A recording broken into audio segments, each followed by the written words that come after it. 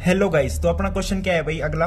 The value of K for which the system of equation 3x plus 5y is equals to 0 and kx plus 10y is equals to 0 has a non zero solution. अब non zero solution का मतलब क्या है, देखो भाई 3x plus 5y is equals to 0 और kx plus 10y is equal to 0।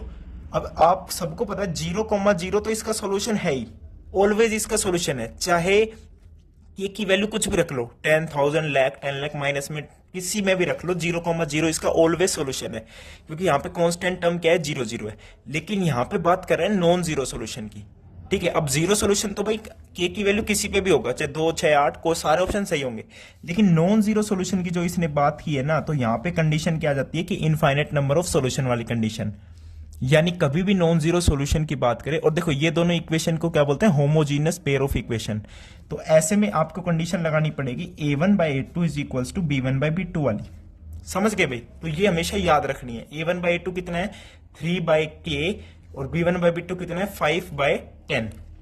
तो ये हो गया 1/2। तो यहां से k की वैल्यू क्या आ गई, 6 आ गई, यानी जो वैल्यू k है वो 6 आएगी for this system of equation having a non zero solution.